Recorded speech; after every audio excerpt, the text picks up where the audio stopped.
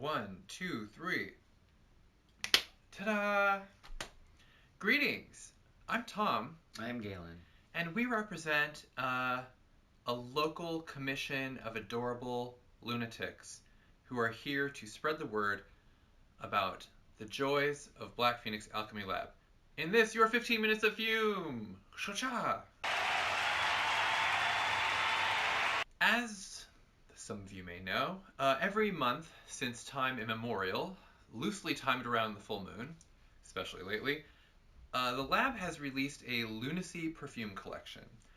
In the olden days, I believe this was more often constrained to a single perfume release, and every month the tradition was you had to go to the lab to purchase it. It was a special thing. It was only on the website for 3 days, I think. And that was the origin of our Lunacy events also. It was just a way for the locals to come and save on shipping and buy perfume. And then as a reward, we have this one-of-a-kind perfume blend just for that month.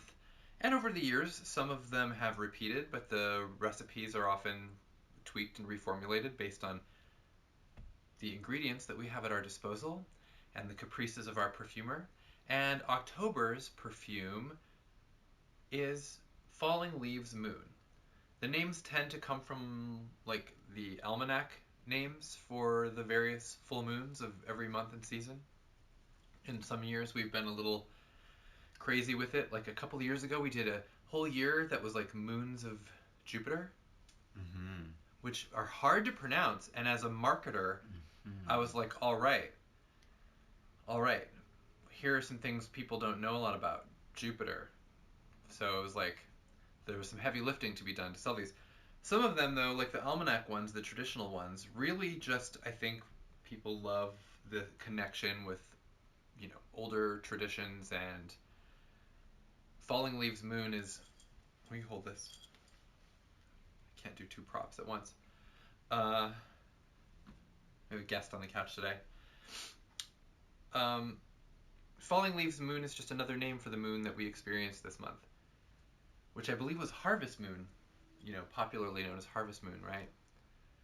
Am I just making this up? Anyway, the Falling Leaves perfume blend, It's probably which Harvest Moon. I'm sure you're wondering if I'm ever going to get around to discussing, was a cascade of fading leaves against a backdrop of gray ambergris, grassy vetiver, carrot seed, fossilized amber, green cardamom, cinnamon husk, saffron, tobacco flower, and bay laurel. Whoa. So that's what we've got to contend with first and foremost. I have been really into bay laurel scents lately for personal reasons. Just like this is really a swirl of incredible, dry, dead and or dying things. It's like burying your head in the spice cabinet, but like a really old one, including one that's got like a lot of like folk remedies and stuff in it. Oh, it's so wonderful. It does still have some like greenness left over, which is what I love. The label art by Dan Santat, it's like kind of green focused, and the leaves are falling, but like there's still, it's like an early fall scent. There's still life in it, unlike, for example, us. Like, oh, remember life? Smell that and tell me if you can remember this. Wow. Okay, any standout notes for you? I'm mostly getting a kind of dead leaf note. Yeah. Leaf note. I mean, Beth knows what people love, and people love our dead leaves accord, or whatever it is that we use as a base for a lot of the leaf scents. It's leafy. I love the kind of the color palette that's built into the description with the gray ambergris, the carrot seed, and to do green cardamom, the cinnamon husk. Everything is kind of like adjacent to the sort of more accessible or usually smelled note. And overall, it makes it really unusual, and the blends it's really hard to tell where one note ends and the other begins. And I just kind of they're like kind of shuffling in my brain. It has a nice spiciness to it. It really does. And to have the kind of the tobacco coming up underneath, which is a kind of a nice rich smell, because if it was truly only the kind of like dried, lifeless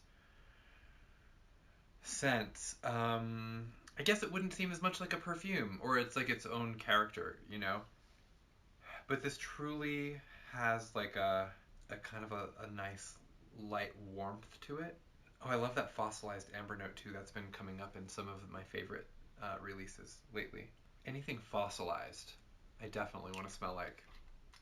We need to do like a trilobite perfume. Yeah. And I'd be like, yes, my people. So, wow. Well, that I feel actually transported. I think I actually for a moment forgot we were even filming anything. So, you know, that's like a... Wow, how could you with this light on us? I know, quite a testimonial to the power of the perfume, but does not bode well for anything, the clarity or coherence of what I might have said. But we will move on because this month we were also blessed with a blue moon, and the tradition is in the past we have done a blue moon perfume, and then Ted had a variant of that, and Brian also did a variant. And this year, for the first time ever, Lilith actually joined in the fun, and there was a Lilith blue moon variant also. So we have 4 blue moons. 4. The very first one, the standard blue moon, this would be, I guess, Elizabeth's contribution. It says mugwort and bay for psychic sensitivity, juniper for divination through dreams, orchid and galbanum for complexity, wisdom, and no scare. I don't know what that word means. With a potent lunar charged blend of exquisite woods, moonflower, Madagascan ylang-ylang, Florentine iris, wild juniper, starry bergamot, elemi, green tea absolute, palmarosa, cucumber, clary sage, lettuce leaf, melilot, trefoils, wood aloes, and pale creeping buttercup. You got all that? Yeah. I mean, right. I guess look at the website in case you're like, what did you just say? We could have just put it on the screen, I guess. What's important about this to note is that this is like a proper witchcraft-oriented perfume. Like, obviously, it's just a perfume that anyone can judge on the merits of, like, a lovely smell to wear. But she's crafting with an eye toward traditional herbal associations with, you know, aspects of moon work, dream work. It's just a really, wow, it's a special occasion. It's very mysterious. It's dark and moody, and there is like a peacefulness to it, but it has a lot of mystery. I think I'm getting some of the floral notes, like the ylang-ylang and maybe the moonflower. For sure. And bergamot, of course.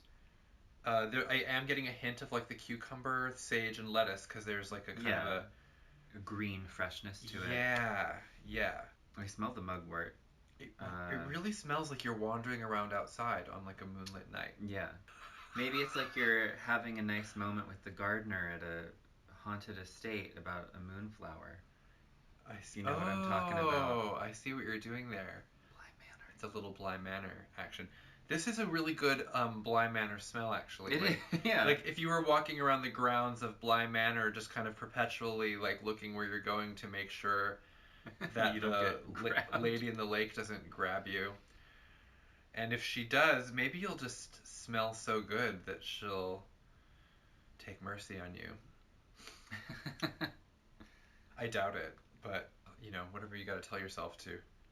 Get out and wander the grounds. It really does. It's very much a color palette, though. Like, it's like really like blue, black, green with white, like sparkly. It has sparkles. It does. We haven't even tried it on yet. Oh my god! All of that just from sitting around and smelling a bottle.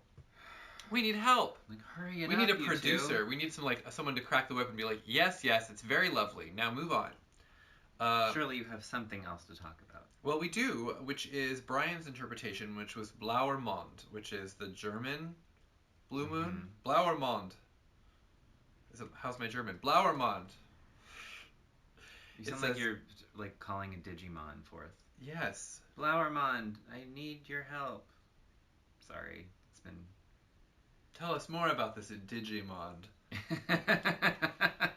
A whisper under the moonlight, blue musk, indigo amber, myrrh, moonlit oud, apopanax, terebinth, and tobacco leaf. Wow. I feel like this is going to be a darker blue.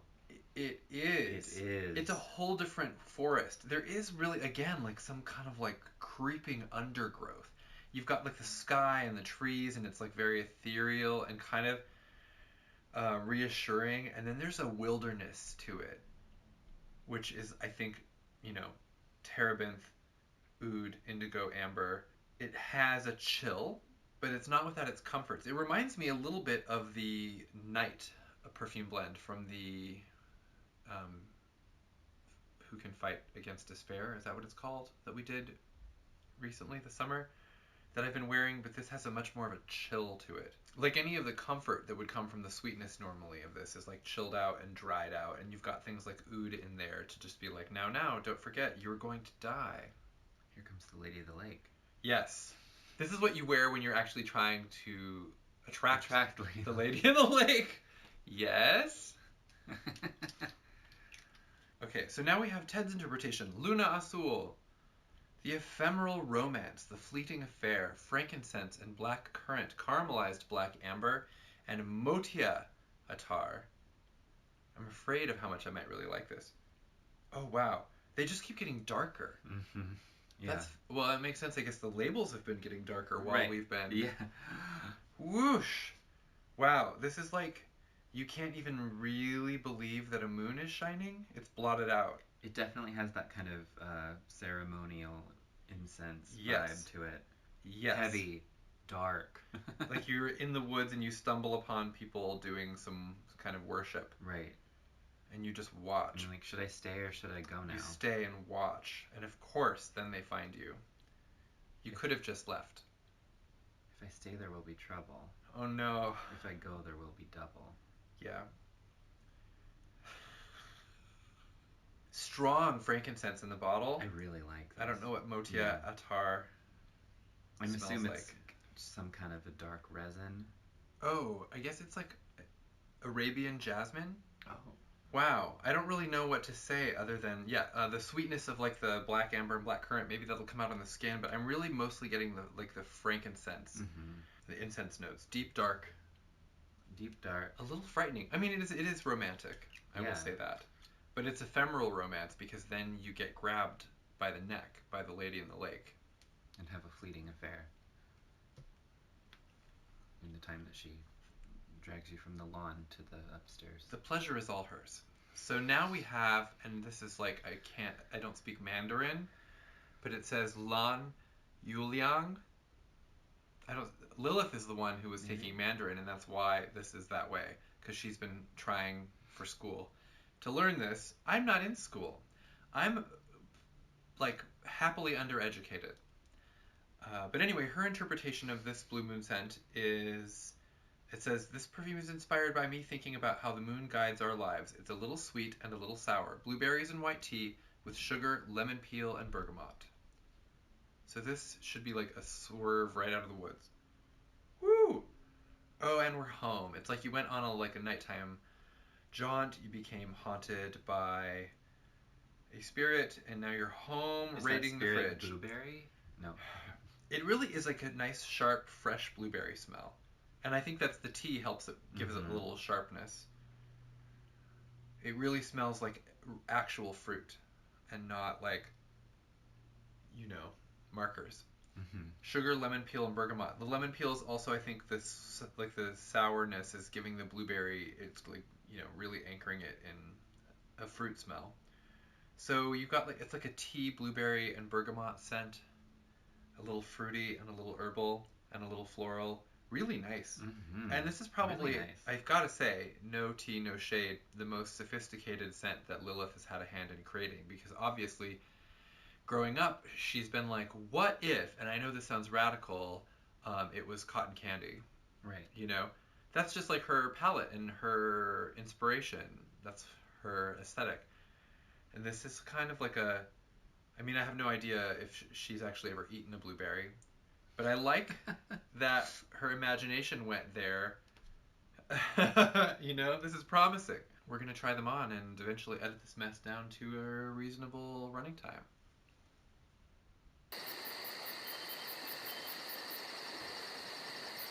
All right, so it seems like we talked about blue moons for an hour, but we're going to rewind all the way back to fading leaves. We're going to rewind all the way back to falling leaves moon. I could probably benefit from another cup of coffee. Fading leaves. I think your leaves are fading. No, because in my defense, oh, it it does says say a fading cascade leaves. of fading leaves against a backdrop of gray ambergris, grassy vetiver, carrot seed, fossilized amber. I can't read I all still of the think notes. your leaves are fading. And all of my leaves are fading. Oh, I love this. This is great. This is autumn in a bottle. It is. And I know because I was out this morning bicycling while everyone was having their leaf blowers jettison everything into the atmosphere. And this is not unlike what I smelled. I smell the vetiver for sure, more than I did in the Yes, bottle. it's got a pleasant smokiness, like leaf burning piles. That's where like a lot of the deadness in this is coming from the vetiver. Truly, like, wonderfully earthy and spicy with all of Yes, those notes. rich. Like, Rich, yeah. There's like the fertility in it because you know, like the dead leaves are all like it creates the layer that will become, you know, fertile soil for things to grow in.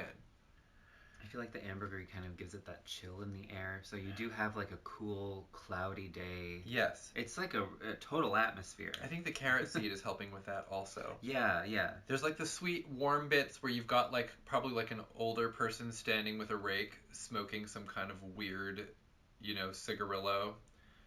And Are they real or are they a ghost? is it a scarecrow? Are they a decoration?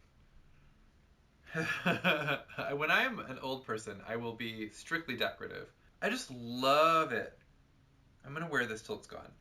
There's so much to unpack in it. It's really fun. I know. Just don't be afraid of it. Just let it happen. I'm not afraid. It reminds me a little bit of Burying Point, which is one of our Haute Macabre collaborations. I feel like that even was a little more infernal, a little like more unsettling. This is calmer, I would say. Yeah. But like in terms of that like crunchy dead leaves and like really earthy. There are like spicy human elements in this though. Like with like I think it's like the tobacco flower, you know, the cinnamon husk, where it's like not entirely the outdoors. It's like, you know, you're a part of it. I don't know, there's just something really special about it. It really reminds me of like walking through the leaves, walking through the falling leaves. Walking on, falling leaves. Well, she should rework that into an autumn song. Call us. Call us, Annie. So now we're moving on to the Blue Moon. The first one was that wonderful mugwort, bay, juniper, orchid, galbanum, whole long list of magic. It's got magic in it. I'll just save you time. It's magic. Huh. Wow. So I'm getting more of the iris. Okay. I like that it says pale creeping buttercup because the flowers all definitely have a pale creeping quality. But especially that buttercup. We're calling you out. It's Yeah. like, oh. You shine a light on it, it stops moving, but as soon as the light moves, like it starts like, skitters away.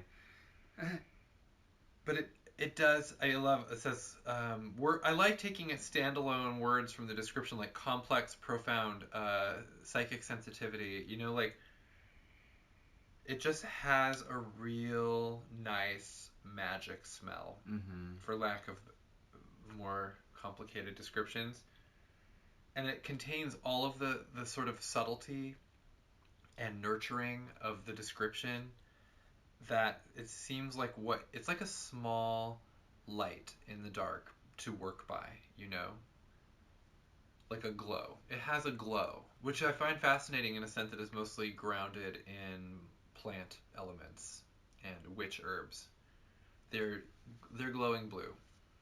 What else is there to say? It's just what's going on. That's what's going on. Then you go over to BLAUER MOND, which is the blue musk, indigo amber, myrrh, oud, apopanax, terebinth, tobacco leaf. I will say that this is gentled considerably. It's not as horrifying. It's definitely like a darker woods. But it is very dark. Oh, it is. And it's wearing really close to the skin in a way that is, I think it's really inviting. Yeah. And an interesting place to hang out. It's fascinating too because it does feel related to the ones like we've just smelled the Falling Leaves Moon, which had tobacco flower, correct? Mm-hmm. And then the Blue Moon, which had, I don't know. There feels like, I mean, they're all in a family, which makes sense. Terebinth is pine, right? It's like a coniferous scent, which is kind of, I think, what anchors it in like the German German coniferous forest. It has settled down to a point where it, you know what it reminds me of? It reminds me of Kirsten Dunst in Melancholia, when she's out Melancholia bathing, like nude in the woods. That's what I get from That's fair. Yeah. I get that. There's like something sacred about it, but it also is kind of like a weird, voluptuous, seductive, surprisingly warm because of the amber.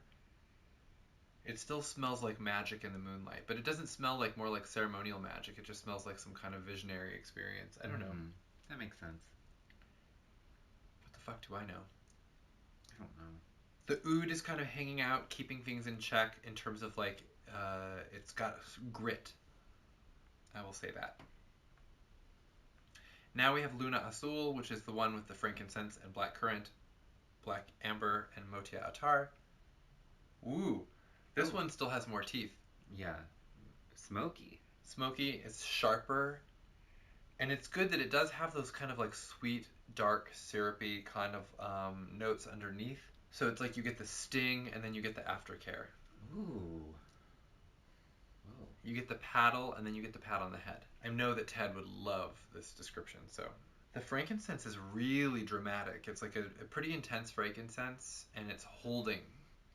It's not going anywhere. And it's like nicely supported and commented upon by the other notes.